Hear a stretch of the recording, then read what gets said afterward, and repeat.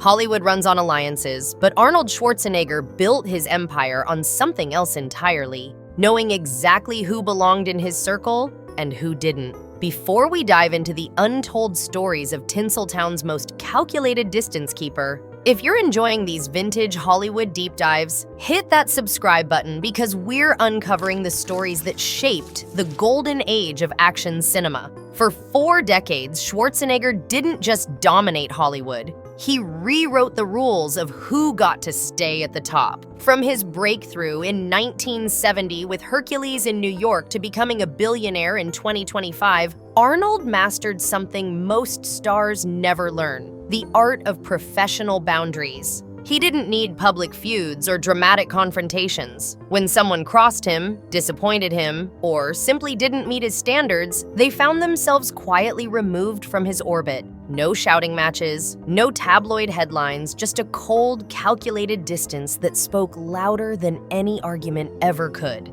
The Austrian Oak, as they called him in his bodybuilding days, approached Hollywood relationships like he approached his 7 Mr. Olympia wins, with military precision and zero tolerance for weakness. But what really separated Arnold from every other action star wasn't his muscles or his accent. It was his ability to read people instantly and remember everything. Every slight, every unprofessional moment, every display of ego that disrupted a production. He filed it all away. And when the time came to choose his collaborators, those mental notes became an invisible blacklist. Some called it ruthless, others called it smart. But everyone who worked in Hollywood during the 80s and 90s knew one thing: you had one chance with Arnold Schwarzenegger. Blow it, and you'd never get another. He once told a reporter, "In bodybuilding, you learn that some people push you forward and some hold you back. In Hollywood,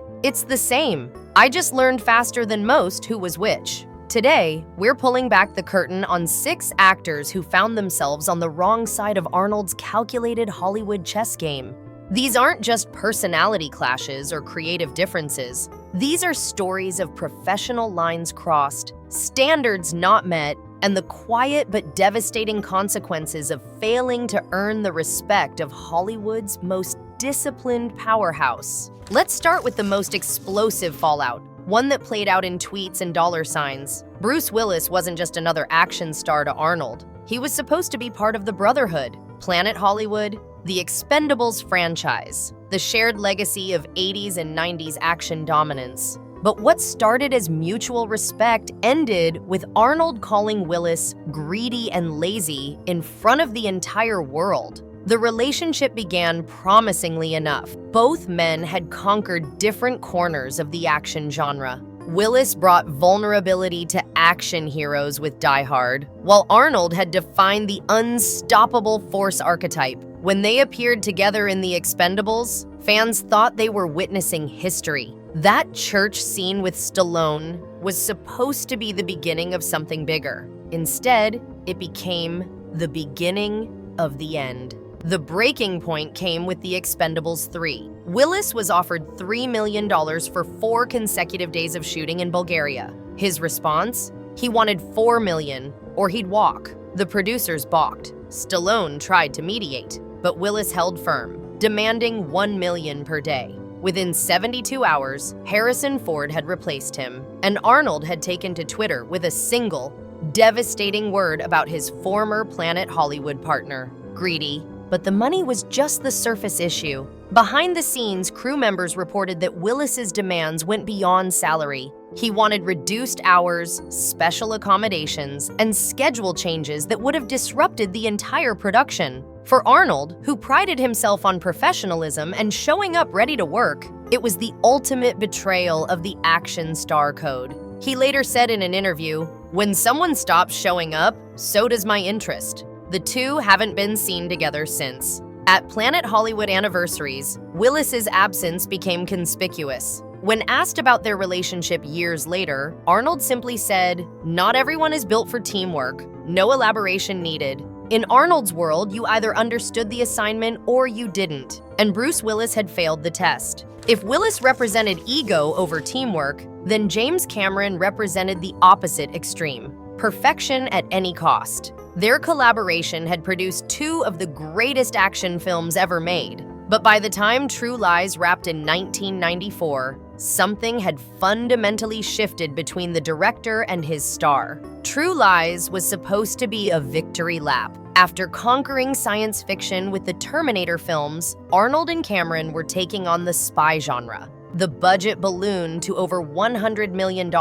making it the most expensive film ever made at the time. But with that budget came Cameron's infamous obsession with perfection. Multiple takes, 18-hour days, constant rewrites. Arnold, who liked to nail his scenes and move on, found himself trapped in Cameron's meticulous process. The tension was palpable on set. Cameron would spend hours setting up a single shot, adjusting every detail while Arnold waited in full costume and makeup. When asked years later what the hardest part of filming was, Arnold gave a one-word answer: waiting. It wasn't just about time, it was about philosophy. Arnold believed in efficiency, in hitting your marks and delivering. Cameron believed in pursuing the perfect take, even if it meant shooting the same scene 20 times. One scene in particular became emblematic of their clash. The famous Harrier jet sequence required Arnold to sit in a 7,000-pound mock-up suspended by cables for hours at a time while Cameron adjusted camera angles. After the fifth adjustment, witnesses say Arnold's jaw was clenched so tight you could see the muscles working. He never complained publicly, but the message was clear. This wasn't how he wanted to work. They never made another film together. When Cameron moved on to Titanic, Arnold moved back to franchises that operated on his schedule. Whenever reporters asked about a reunion, Arnold would smile and say, "It depends on how long he wants to shoot one scene." The respect was still there, but the desire to collaborate had evaporated. Arnold later told a colleague, "Jim makes perfect films. I make films perfectly on schedule. There's a difference." The Jean-Claude Van Damme situation was different. This wasn't about professionalism or creative differences. This was about territory. In the early 90s, Van Damme was being positioned as Arnold's successor, the muscles from Brussels versus the Austrian Oak. But Arnold never saw him as competition. He saw him as a pretender. Their near miss on Predator became Hollywood legend. Van Damme was originally cast as the alien creature, but walked off set after multiple disputes with the crew. The official story was about costume problems and scheduling conflicts. The real story, according to insiders, was that Van Damme couldn't handle being invisible in a monster suit while Arnold got all the glory. He wanted face time, fight scenes, a chance to show off his martial arts. What he got was a pink suit and a quick exit. Years later, when Van Damme's star was rising with films like Bloodsport and Kickboxer, reporters constantly asked Arnold about his new rival.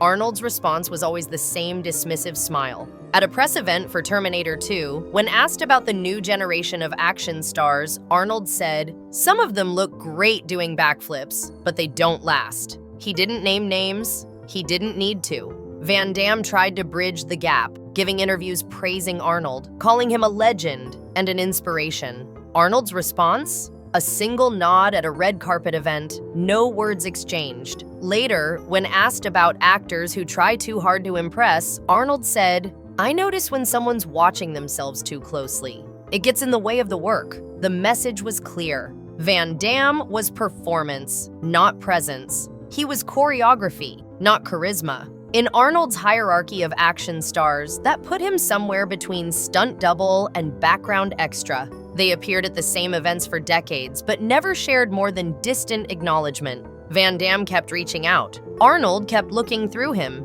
Steven Seagal was a different kind of problem. While others disappointed Arnold professionally, Seagal offended him personally. The Aikido master turned actor had a reputation that preceded him. Difficult on set, delusional about his abilities, and worst of all, disrespectful to crew members. The antipathy started before they even met. Seagal had been trash-talking Arnold in martial arts magazines, claiming the bodybuilder was just muscles with no real fighting ability. When word got back to Arnold, his response was typical: complete silence publicly, complete dismissal privately. He reportedly told his trainer, "Real power doesn't talk about itself." They were once booked for the same charity event in 1991. Arnold's team quietly requested a seating change to keep them separated. No drama, no explanation, just a subtle reorganization that kept them at opposite ends of the venue. When a reporter asked Arnold if he considered Seagal competition,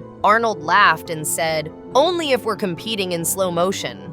But it went deeper than professional rivalry. Arnold had built his career on respect. Respect for the crew, respect for the schedule, respect for the craft. Seagal had a reputation for the opposite. Stories circulated about him changing dialogue mid-scene, showing up late, and treating stunt performers poorly. For Arnold, who knew every crew member's name and showed up prepared, Seagal represented everything wrong with the new wave of action stars. When asked years later about Seagal's contributions to action cinema, Arnold's response was surgical in its precision. "He's made a lot of movies. That's all I'll say. No criticism, but absolutely no praise." In Arnold's carefully managed world, that kind of neutral statement was the equivalent of a devastating review. They've existed in the same industry for 3 decades without a single collaboration, photographed together, or public interaction beyond the most minimal acknowledgement. Seagal wanted to be taken seriously as an action star. Arnold simply didn't take him seriously at all. Tom Hardy represented something different, the new generation that Arnold couldn't quite connect with. It wasn't dislike, it was disconnection. Hardy's method approach, his intensity, his need to disappear completely into roles, it all conflicted with Arnold's straightforward philosophy of showing up and delivering. They were scheduled for a panel together in 2015. Last minute, Arnold canceled. No official reason given, but insiders suggested he wasn't interested in the kind of deep dive acting discussion Hardy would likely pursue. Arnold believed in presence, not process. You either had it or you didn't, and no amount of method acting would create what wasn't there naturally. When Hardy was asked about his influences, he named Brando, De Niro, even Stallone, but conspicuously left out Arnold. When this was mentioned to Arnold, his response was telling. "He's intense, maybe too intense for a conversation." It wasn't an insult, but it wasn't an invitation either. They were nearly attached to a military thriller together. Hardy as the lead, Arnold in a supporting role. Arnold passed without explanation, but a crew member later revealed it wasn't about the script, it was about the energy. Arnold had spent decades creating an efficient, professional atmosphere on his sets. Hardy's reputation for deep immersion and unpredictability didn't fit that model. The generational divide was clear. Arnold came from an era where movie stars were larger-than-life personalities who brought themselves to every role. Hardy represented the new school where actors disappeared entirely, sometimes at the cost of production efficiency. Neither approach was wrong, but they were incompatible. Arnold once told a young actor, "Intensity is good, but if it blocks the room, it's useless." He never mentioned Hardy by name, but those who knew the context understood the reference. Perhaps the most telling incident came during the junket for Mad Max Fury Road, where Hardy's intense method approach had created tensions on set. When asked about modern action stars who might carry on the tradition, Arnold mentioned Chris Pratt, Dwayne Johnson, even praised Jason Momoa. Hardy's name was notably absent, not because Arnold disliked him, but because in Arnold's taxonomy of Hollywood, Hardy existed in a different category altogether. The serious actors who happen to do action, not action stars who happen to act. Before we wrap up these untold stories, remember to subscribe and hit that notification bell because we're constantly uncovering the real stories behind Hollywood's most carefully managed images. The pattern is clear. Arnold Schwarzenegger didn't hate easily, but he dismissed quickly and permanently. Whether it was greed, ego, disrespect, or simple incompatibility, once you failed Arnold's test, there was no recovery. He didn't need public feuds or dramatic confrontations. His power was in his silence, his absence, his quiet refusal to engage. Bruce Willis learned that money mattered less than reliability. James Cameron discovered that even perfection could be too much. Van Damme found out that trying too hard was worse than not trying at all. Seagal realized that tough talk meant nothing to someone who'd actually built an empire. And Tom Hardy represented a generation that Arnold respected from a distance, but would never truly embrace. What makes these stories fascinating isn't the conflict, it's the calculation. Arnold Schwarzenegger approached Hollywood relationships like a grandmaster playing chess. Every move was deliberate, every distance carefully maintained. He once said, "In bodybuilding, you learn that some people help you grow and some hold you back. In Hollywood, I just applied the same principle." Today, at 77 years old and worth over $1 billion, Arnold's strategy has been vindicated. While many of his contemporaries faded, struggled with relevance, or destroyed their careers with public feuds, Arnold remained above it all. His method was simple: surround yourself with professionals, maintain your standards, and when someone doesn't meet them, don't fight, just move on. The actors on this list weren't victims of Arnold's anger. They were casualties of his standards. In a town built on ego and emotion, Arnold Schwarzenegger played a different game entirely, one where discipline beat drama every single time. Who else do you think found themselves on the wrong side of Arnold's calculated Hollywood strategy? Drop your thoughts in the comments below, and don't forget to subscribe for more untold stories from Hollywood's golden age of action. Because in Schwarzenegger's world, you don't hear the door slam, you just stop getting invited in.